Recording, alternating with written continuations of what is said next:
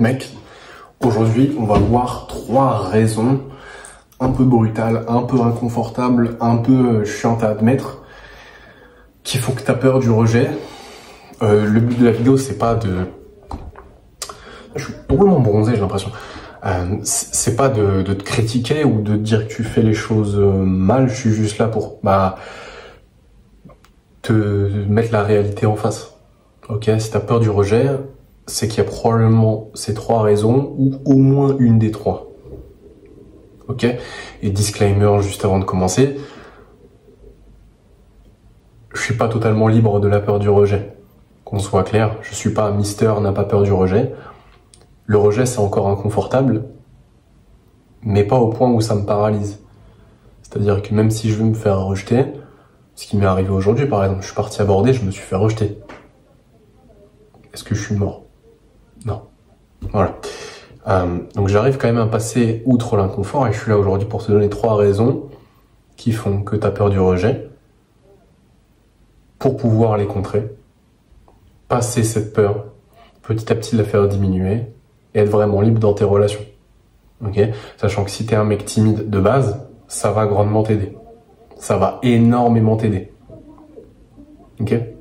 Bon. La première raison, c'est que tu juges trop les autres. Et là, tu vas me dire, mais mec, c'est quoi le rapport? Bah, en fait, si tu veux, la peur du rejet, en fait, t'as pas vraiment peur du rejet. Je l'ai déjà dit dans une vidéo, c'est que t'as peur que le rejet te définisse. T'as peur de l'émotion que tu vas ressentir quand tu te fais rejeter. T'as peur du scénario que tu te racontes par rapport au rejet. Et pas autre chose, c'est pas le rejet en soi. Tu t'en fous de te faire rejeter, mais tu t'en fous de ce que tu t'imagines à côté de ce rejet, en fait. Et tu vas me dire, mais du coup, c'est quoi le rapport avec le jugement? Mais en fait, c'est que tu juges énormément les autres, tu critiques, tu analyses, tu catégorises les gens, et tu as peur de retrouver en eux ce que toi tu vois. En fait, concrètement, t'as pas peur du rejet, t'as peur de ton propre regard dans les yeux des autres. Et donc c'est là où la première raison, elle est un peu brutale, c'est que tu juges trop en fait, et tu te reprends ton propre jugement dans la gueule. C'est un peu dur à admettre et t'as pas l'impression, et même moi je suis pas Mister no jugement, hein, moi aussi je suis coupable de ça, je veux pas faire genre, mais je travaille dessus, tu vois. Et la clé pour sortir du jugement, c'est la compréhension. Je l'ai déjà dit dans d'autres vidéos, mais si tu veux arrêter de juger, commence par comprendre les gens. Et le meilleur moyen de comprendre les gens, c'est de comprendre qu'ils sont uniquement le résultat de ce qu'ils ont vécu. Et que si tu étais à leur place et que tu avais vécu exactement la même chose, tu serais dans la même situation qu'eux. Donc tu ne les blâmes pas en fait, parce que à leur place, tu ferais la même chose. Et ça commence comme ça. Juste point de rappel, c'est que t'as pas peur d'eux. T'as pas peur du jugement, t'as peur de ton regard dans leurs yeux. Donc en fait, t'as peur de toi. Donc commence par arrêter de juger les autres et tu verras que t'as un peu moins peur du rejet. De dire oui, bon ok, s'ils me voient comme ça, c'est pas grave. Donc commence par ça. Arrêtez de juger les autres. Et ça va pas se régler comme ça. Oula, j'ai carrément fait trembler. Mais si tu commences pas à travailler là-dessus maintenant, ça va rester un problème, donc tu feras pas vraiment de progrès, ok? Deuxième raison, un peu brutale, mais vraie, c'est que tu refuses d'être vulnérable. Et alors là, peut-être que si tu regardes la chaîne si tu regardes mes vidéos depuis un moment, et que tu regardes mon contenu en ce moment, tu sais que je parle souvent de la vulnérabilité. Attends, il y a juste mon téléphone qui pète son crâne.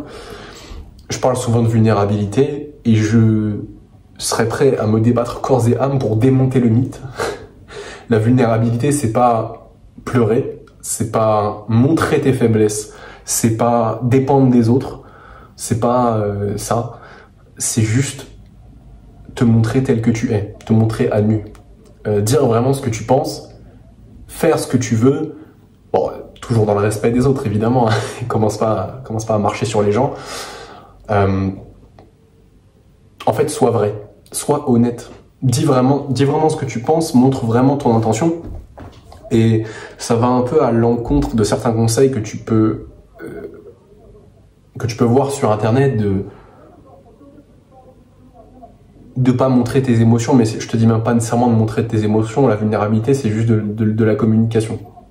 C'est juste de la communication sur ce que tu penses, ce que tu ressens, ce que tu veux, ce que tu tolères pas, sur qui t'es vraiment. Le truc, c'est que comme tu refuses d'être vulnérable, en fait, tu veux constamment contrôler ton image. C'est-à-dire que pour cette personne, tu es, mettons, vas-y, je vais t'appeler Marc. Là, j'aime trop t'appeler Marc. Pour cette personne, tu es Marc qui s'intéresse à l'entrepreneuriat. Pour cette personne-là, t'es Marc qui s'intéresse à la politique. Pour cette personne-là, t'es Marc qui avait un projet sportif. Enfin bref, tu vois que t'as plusieurs identités et c'est fatigant. C'est putain de fatigant, mec. C'est putain de fatigant. T'es plusieurs personnes à la fois pour tout le monde. Pourquoi? Parce que tu refuses de te montrer celle que t'es vraiment, au fond de toi. Peut-être que tu t'en fous de la politique, peut-être que tu t'en fous de l'entrepreneuriat, peut-être que tu t'en fous de... Bref, peu importe. Mais dis-le vraiment, montre-le vraiment. Et je veux que tu rentres dans ta tête que t'es pas compatible avec tout le monde. Tout le monde va pas t'aimer. Ok? Et tu ne veux pas faire rentrer tout le monde dans ta vie dans tous les cas. Respecte-toi un minimum, c'est super important. Je ne fais pas rentrer tout le monde dans ma vie. Et je dis pas ça parce que je suis un connard ou parce que je suis meilleur que toi. Je dis juste parce que je sais que je suis pas compatible avec tout le monde et je ne veux pas de tout le monde dans ma vie.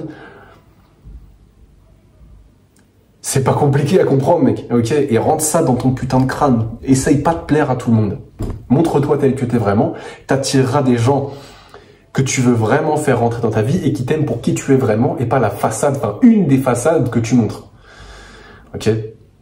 Voilà, je sais que c'est un peu dur à enregistrer, mais comprends ça s'il te plaît. Ok, c'est un travail dur, mais dis vraiment ce que tu penses.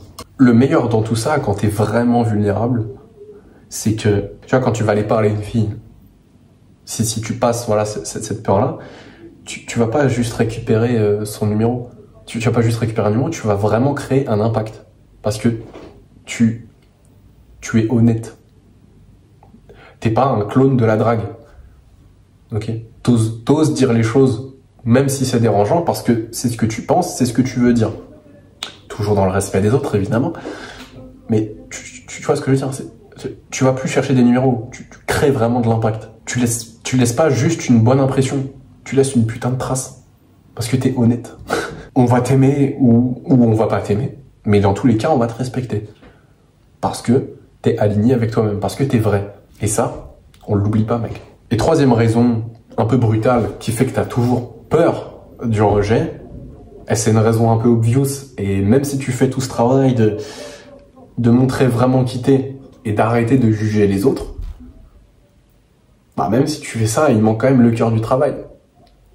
Y a une des choses que je répète souvent dans mes vidéos, c'est que si tu donnes quelque chose à ton cerveau, il va s'y habituer avec le temps. Si tu meurs pas, tu t'adaptes. Voilà. Donc, déduction. Bah, fais-toi plus rejeter. Si t'as peur de quelque chose, le meilleur moyen de plus en avoir peur, c'est de t'y confronter. Ok? Tu vois, par exemple, quand j'aurai des enfants et que, je sais pas, si j'ai un fils, il a peur du noir, bah, t'inquiète pas que je vais l'enfermer dans le noir pendant 5 heures. Alors, je rigole, je plaisante, parce que ça va juste le traumatiser, mais tu vois ce que je veux dire. Ok? Expose-toi au rejet. Prends le risque. Même si tu te fais rejeter, ça va être un peu gênant sur le moment. Ok, et ensuite la Terre continue de tourner. T'es pas... il se passe rien, en fait. T'as peur de rien. Encore une fois, t'as peur de l'image que tu te fais du rejet. T'as peur que le rejet te définisse. Mais tu verras qu'il te définit jamais. En fait, il te fait progresser à chaque fois. Et c'est ça qui est dommage. Donc, le truc, c'est que tu fuis les noms, tu fuis la friction, tu fuis l'inconfort du rejet. Donc, en fait, tu fuis la croissance, tu fuis le progrès, et tu fuis juste la potentielle relation que tu peux avoir avec une femme. Et qui peut être potentiellement exceptionnelle. Mais tu le sauras jamais parce que t'as pas fait le pas. Tu vois? En fait, quand tu vas exprimer ton intention envers une fille, tu vas potentiellement te faire rejeter. Pourquoi? Parce que tu polarises. C'est-à-dire, t'emmènes les personnes à un pôle ou à un autre. C'est-à-dire, c'est soit le oui, soit le non. Mais si tu polarises pas, t'as ni oui, ni non. T'auras jamais de oui, par définition. Donc, va te prendre des rejets, mec. Et c'est pas la fin du monde. Ok? C'est pas la fin du monde, genre. Tu veux que je sois totalement transparent avec toi? Depuis que je me suis rasé le crâne, parce que oui, si t'es nouveau sur mes vidéos, avant j'avais pas cette coupe-là, je sais pas si c'est moi qui ai moins confiance en moi, ou si c'est juste les gens qui me trouvent moins beau, et que du coup, comme je suis moins beau, bah j'ai moins de réponses positives à la base. Bon, je reste la même personne, et si les gens restent avec moi, c'est pas pour ma coupe de cheveux, mais en premier lieu, la première chose qu'on voit de toi, c'est ta tête, et donc ta coupe de cheveux.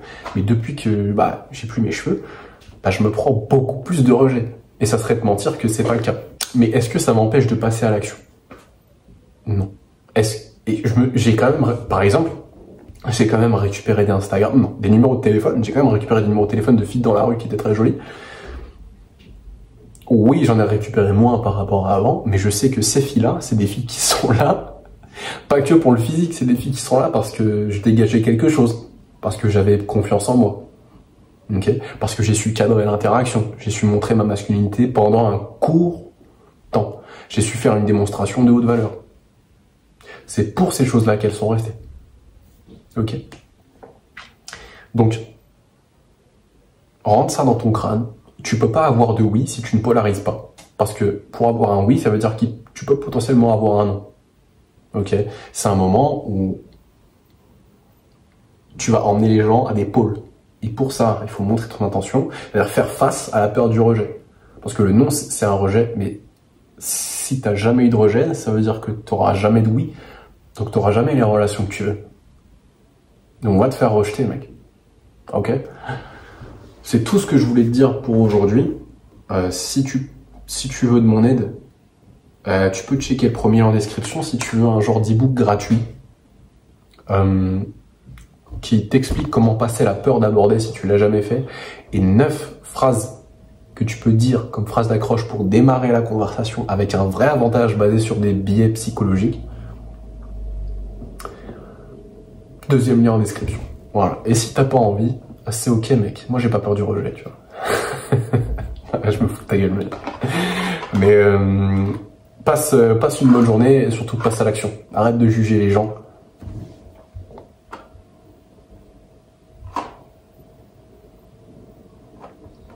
Arrête de juger les gens, sois vulnérable, fais-toi rejeter. La vie est belle. Bisous mec.